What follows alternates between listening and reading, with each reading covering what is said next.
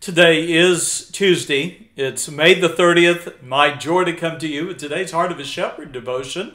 Our title today is Old Joshua and Israel's Unfinished Business.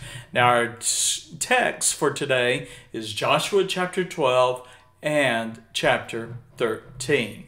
So I invite you to take your Bible as we consider today this historic moment in Israel's history. Now, in Joshua chapter 12, we have the record of a list of kings and city-states that had been conquered by Israel. Now, Joshua 12 records the kings of Canaan conquered by Israel, the lands that God promised his people as their inheritance. And so the land on the east side of the Jordan River is found in the first 6 verses. Now, that land, of course, was promised by Moses to the tribes of Reuben, Gad, and the half-tribe of Manasseh. Now, those 2.5 tribes were to occupy the lands that had been ruled by Sihon, king of the Amorites, Og, the king of Bashan. You see those in verses 2 through 5. And so Reuben, Gad, and the half-tribe of Manasseh had requested, Moses had agreed to give them the lands east of the Jordan River.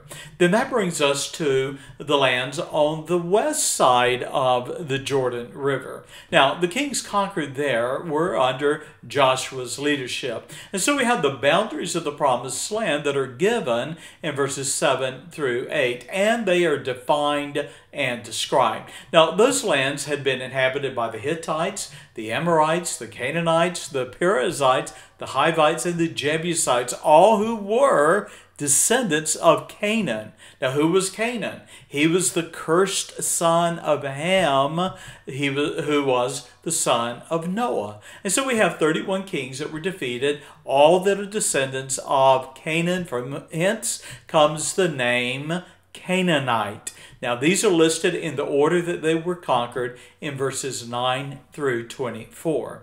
Now, Joshua chapter 13 gives us the dividing the land. Now, the division of the lands on the west side of the Jordan River are recorded here, and they will extend all the way through to Joshua chapter 24. So Joshua 13 then begins with a striking dialogue between the Lord and Joshua. Now, unlike Moses, who had lived 120 years and even at his death is described as not having grown weak or frail in his old age, according to Deuteronomy 34 and verse 7.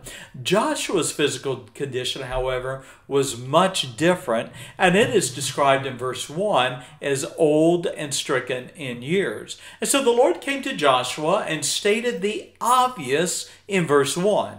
He said, "Thou art old, stricken in years, and there remaineth yet very much land to be possessed." And so, though Joshua now is old, he realizes that his time of death is imminent.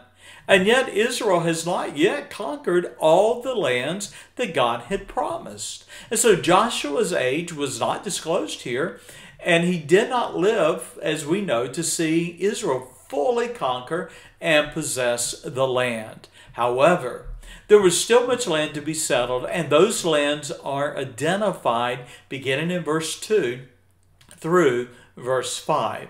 Therefore, before his death, Joshua needed to divide the lands west of Jordan among the 9.5 tribes and command them to drive the inhabitants out of the lands God had promised them for an inheritance. Now, we're also reminded, as you look at chapter 13 and verse 14 and verse 33, that we're told and reminded that the tribe of Levi would not receive land as their inheritance. Instead, the Levites, the spiritual leaders, spiritual servants of God to Israel, have been chosen and sanctified by the Lord to serve him.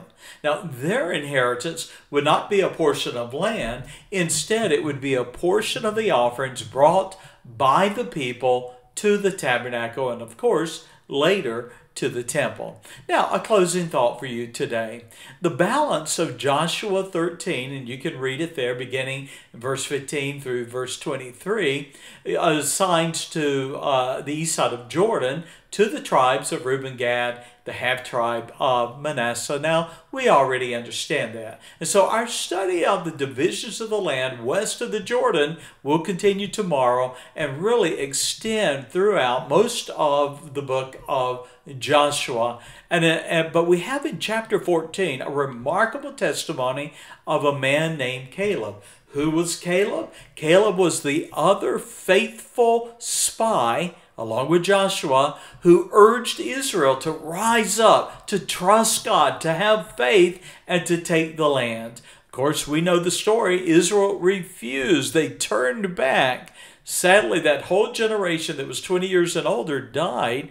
Only Joshua and Caleb lived to be able to invade, conquer, and take their inheritance in the land. I invite you to go to my website, heartofashepherd.com. There you'll find some devotional questions that encourage you to dig a little deeper. And of course, I do want to invite you to subscribe to this YouTube channel. Subscribe also to my heartofashepherd.com by giving your email address in the box that is for subscribing. God bless you. Thank you for joining me and following the Heart of a Shepherd. Bye-bye.